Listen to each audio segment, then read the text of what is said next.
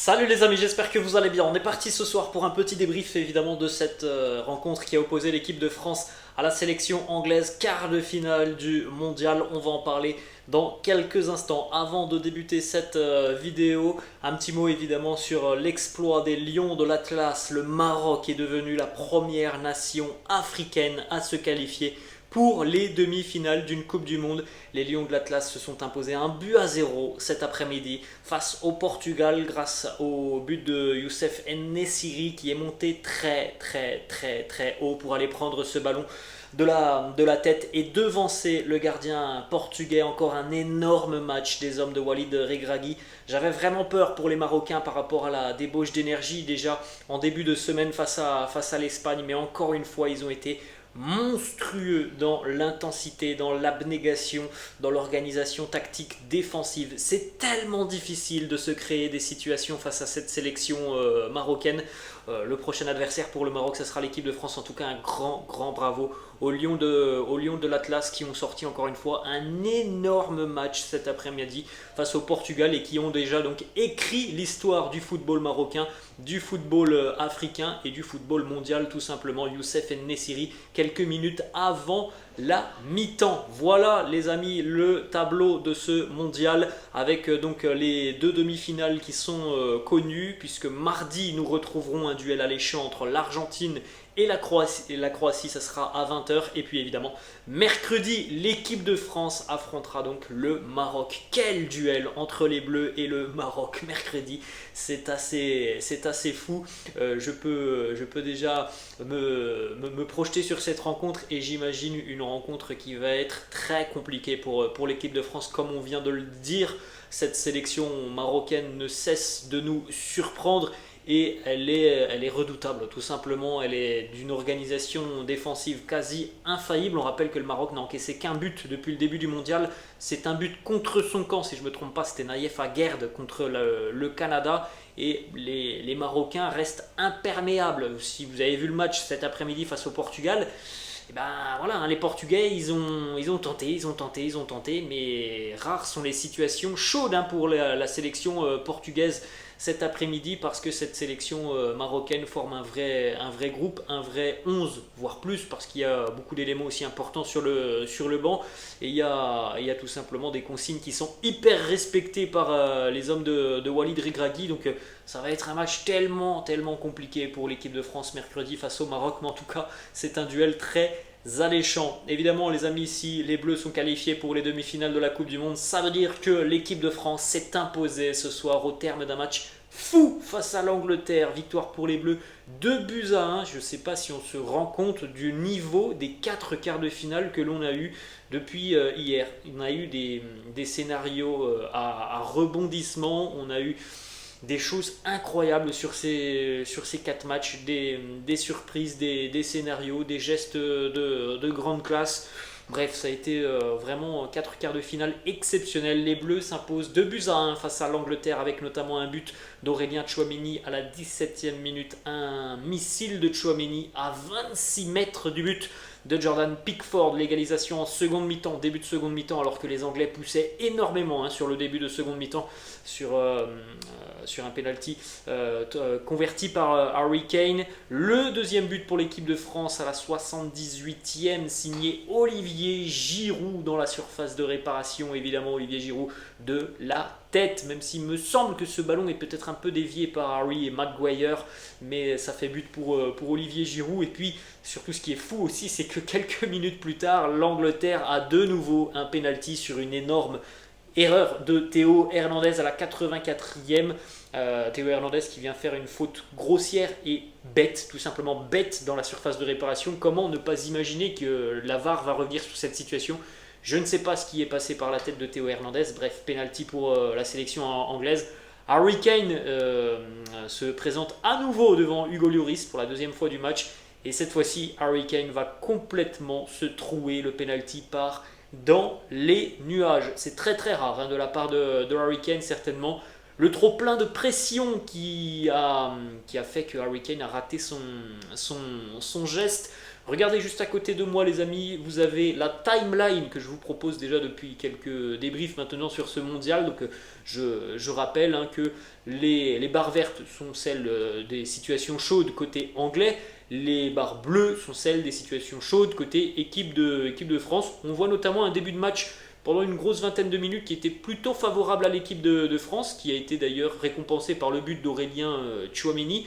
Ensuite, évidemment, les Bleus ont commencé à reculer. Il y a eu des situations chaudes sur le but de Lloris, et Lloris notamment qui a été incroyable. Sur la seconde mi-temps, on voit les situations chaudes anglaises en tout début de seconde mi-temps qui coïncident tout simplement avec l'égalisation des Anglais. Juste après l'égalisation, on aura notamment aussi des situations très chaudes pour l'équipe de France avec un gros déboulé de Kylian Mbappé sur le côté. Et puis la fin de match jusqu'à la 80e, à peu près 85e, qui a été assez équilibré avec une grosse séquence de l'équipe de France sur le but de Giroud qui avait d'ailleurs eu une minute auparavant, juste avant son but, une occasion énorme qui avait été sortie par Jordan Pickford. Et puis évidemment la fin de match qui était à l'avantage des Anglais qui devaient pousser avec la matérialisation aussi du coup franc de Marcus Rashford à la 109e 109e minute ou 99e minute 99e minute, je m'avance un petit peu trop. Il y avait 10 minutes, qui ont été jouées dans le temps additionnel alors que l'on en avait 8 en seconde mi-temps. Voilà les amis, d'ailleurs comment le quotidien L'équipe a résumé ce match. Sorry, good game, désolé, bon match, on va le dire évidemment. Les Bleus sont qualifiés, mais l'Angleterre a tout de même fait un très gros match, très sérieux de la part des Anglais. Au final, le football est souvent une histoire de détails et d'efficacité. C'est ce qui a penché du côté de l'équipe de France aujourd'hui, grâce notamment au second but d'Olivier Giroud, le pénalty raté par Harry Kane, les détails et les moments clés qui ont tourné du côté de l'équipe de France. Vous avez les statistiques juste à côté de moi de cette rencontre qui, comme on l'a dit, a quand même plutôt été dominée par l'Angleterre. Les statistiques sont largement en faveur des Anglais. Comme je vous le répète souvent, les statistiques c'est une chose, le résultat final c'est ce qui nous intéresse, c'est ce qui compte. Voilà la possession qui a été plutôt largement favorable à l'Angleterre, 57-43, 16 tirs pour l'Angleterre, 8 pour l'équipe de France, donc le double pour les Anglais. 8 tirs cadrés côté anglais, on en avait parlé tout au long de la semaine, l'Angleterre est l'une des équipes qui était tout simplement l'une des plus efficaces, si ce n'est la plus efficace depuis le début du mondial. On a vu, ils ont quand même mis en danger Hugo Lloris à de nombreuses reprises. Ils sont très, très justes devant le but, même si il n'y a pas forcément eu les buts parce qu'il y a eu aussi un grand match d'Hugo Lloris.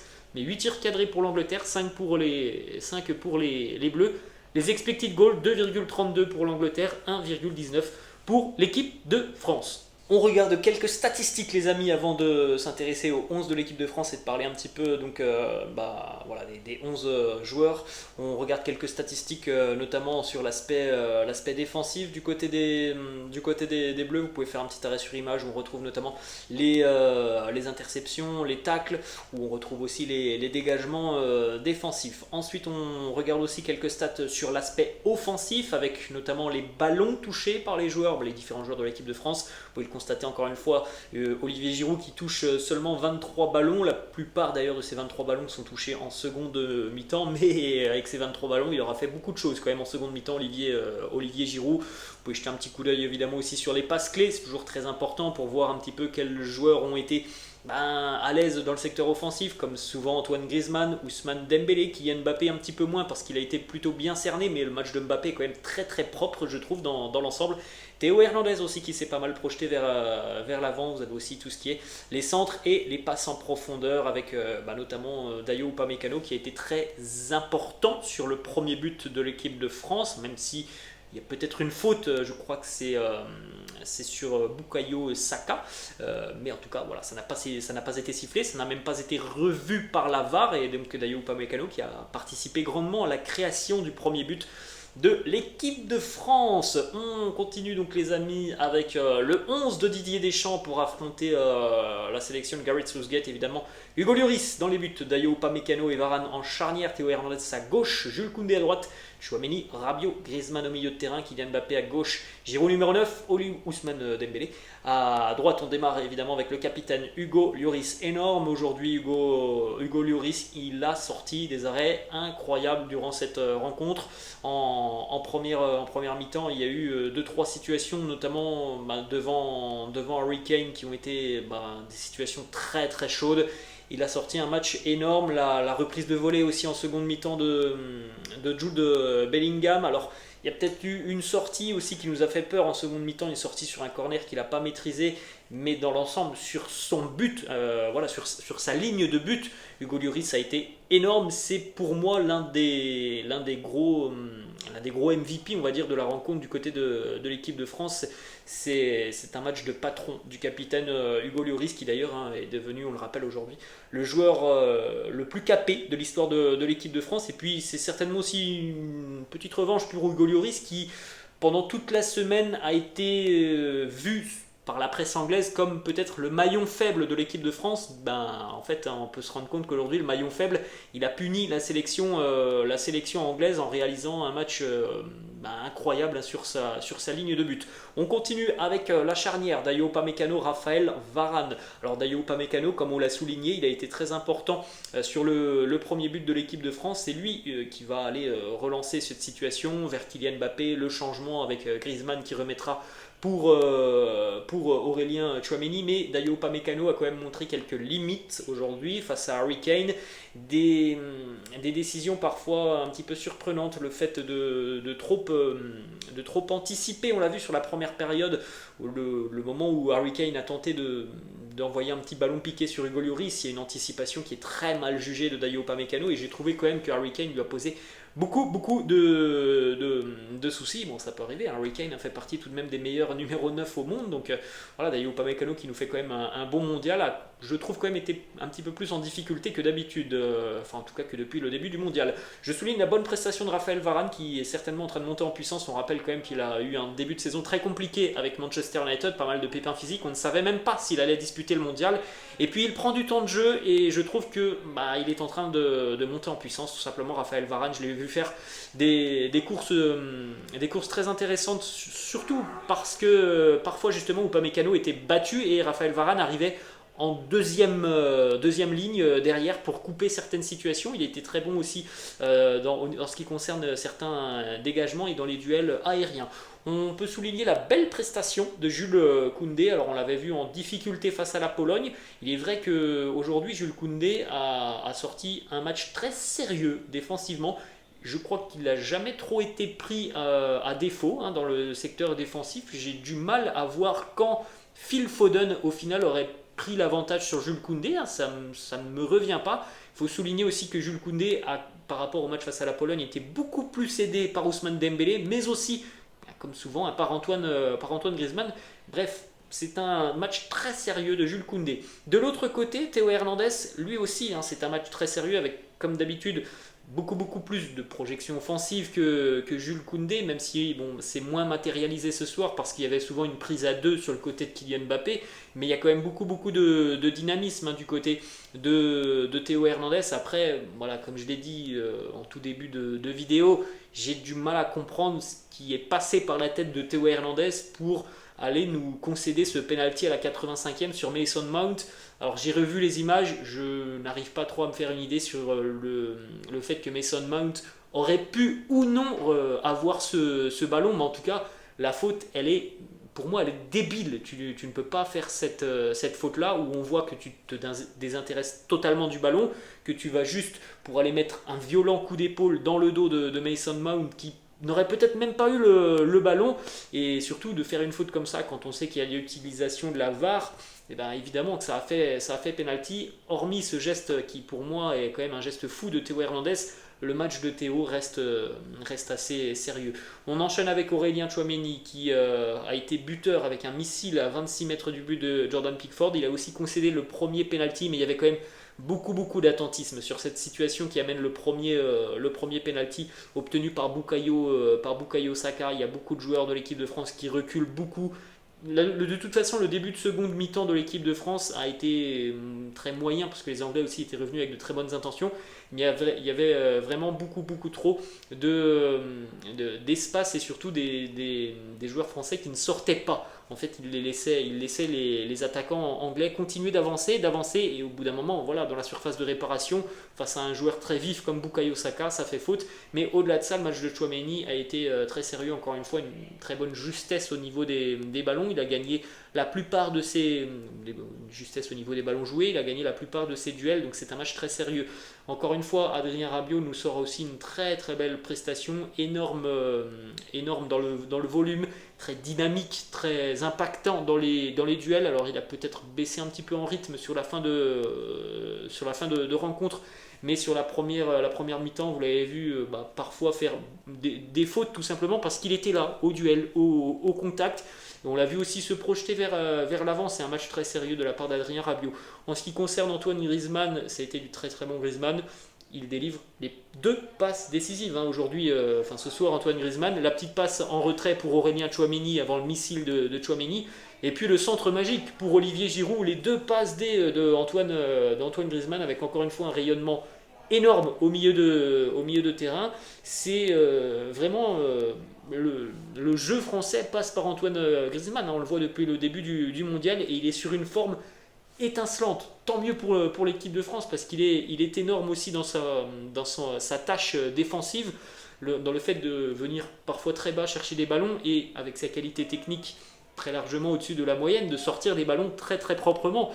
Et voilà, c'est un match incroyable encore une fois d'Antoine Griezmann. On continue les amis avec les 3 attaquants. On va démarrer peut-être avec celui qui a été le moins en vue ce soir, Kylian Mbappé, qui a été peut-être le moins en vue parce qu'il n'a pas forcément eu l'opportunité ce soir justement de se mettre en vue. Alors il y a eu un gros déboulé en seconde mi-temps devant Kyle Walker. Il y a eu aussi la fin de match où voilà, il y a eu quelques situations, mais c'est vrai que les Anglais ont quand même essayé de le prendre à 2. Alors ça ne veut pas dire que Kylian a raté son match, loin de là, parce que je l'ai trouvé au final très intelligent. On sait que Kylian parfois c'est un joueur qui va aller beaucoup trop dans la percussion face aux défenseurs. Il a très vite compris au cours de cette rencontre que ça allait être compliqué parce que les Anglais faisaient, comme on l'a vu toute la semaine, ils nous ont parlé du côté de la presse anglaise que de Mbappé. Ils ont fait une fixation sur Mbappé et j'ai trouvé justement qu'aujourd'hui, Kylian il avait lâché les ballons très rapidement. Il a bien compris que ça allait parfois être très difficile sur son côté. Il n'a pas forcément eu énormément de situations pour prendre de la vitesse sur son côté, mais voilà, il a été très juste. Il a lâché les ballons proprement. Il est revenu chercher du soutien, peut-être aussi pour varier sur l'autre côté. Donc même si, oui, évidemment, on n'a pas vu le Kylian que l'on a l'habitude de voir avec beaucoup tout simplement de percussions vers les défenseurs. C'est un match, moi, que je trouve très bon de Kylian Mbappé parce qu'il a été très intelligent. Voilà. Il a compris que ça allait être compliqué. Il a lâché les ballons très rapidement. Il a notamment fait une énorme différence, comme on l'a dit, en seconde mi-temps, juste après le but anglais, avec un centre en retrait qui aurait pu faire mouche pour Ousmane Dembélé. Ousmane Dembélé de l'autre côté, on l'a vu, un gros boulot défensif. Alors oui, lui aussi, Ousmane, il a peut-être pas eu toujours la liberté sur son côté qu'il aurait souhaité, mais encore une fois, je trouve que c'est un match très sérieux parce que voilà, il a cette qualité technique, cette vivacité parfois pour faire quelques différences. Et puis j'ai beaucoup aimé surtout ce qu'il a fait défensivement par rapport au match face à la Pologne où il était beaucoup moins présent et beaucoup moins sur la tâche défensive. Aujourd'hui on a bien vu que voilà, tout le monde est venu défendre. Il y a eu des consignes de Didier Deschamps qui ont été respectées. On termine avec Olivier Giroud, comme on l'a dit tout à l'heure, 23 ballons touchés par Olivier sur cette rencontre. C'est peu, mais avec ces 23 ballons touchés, il y a un but qui est décisif à la 78e minute où il vient gagner son duel devant Harry Maguire. Et puis, peut-être une minute ou 2 minutes avant, à la 77e ou 76e, il y a eu aussi une situation énorme pour Olivier Giroud avec, je crois, si je ne me trompe pas, un ballon de Ousmane Dembélé. Et puis donc il se retrouve quasiment au 6 mètres. Il envoie une reprise un petit peu acrobatique qui malheureusement est peut-être un peu trop axiale et Jordan Pickford réussit à la sortir. Ça a été tout de même une menace, Olivier Giroud, sur la seconde mi-temps. C'est vrai que la première mi-temps était plus compliquée pour Giroud, mais encore une fois, voilà, c'est un but décisif pour Gigi. c'est un but qui nous qualifie pour les demi-finales de la Coupe du Monde. Donc voilà, dans l'ensemble, même si on a vu une très belle équipe anglaise, on a vu aussi une équipe de l'équipe de France qui, comme d'habitude, a su aussi tout simplement être efficace, gérer un petit peu parfois le tempo de cette rencontre, même si sur le début de la seconde mi-temps ça a été un peu compliqué pour les Bleus, on va pas se mentir, mais il y a quand même beaucoup de qualité, il y a aussi de la maîtrise. Donc franchement, on ne peut être que satisfait de ce match de l'équipe de France qui gagne malgré quand même une forte adversité en face. Hein. Moi, je ne m'attendais pas à ce type de rencontre. Je pensais que ça allait être une rencontre beaucoup plus fermée entre l'Angleterre et la France. Et au final, non, on a eu quand même une rencontre assez débridée, j'ai trouvé. Donc c'était très, très agréable. Il faut louer aussi le match des Anglais. Mais peut-être que les Anglais ont trop fait une fixation sur Kylian Mbappé tout au long de la semaine. Bref, voilà les amis, la fin de cette vidéo. J'espère que ça vous a plu.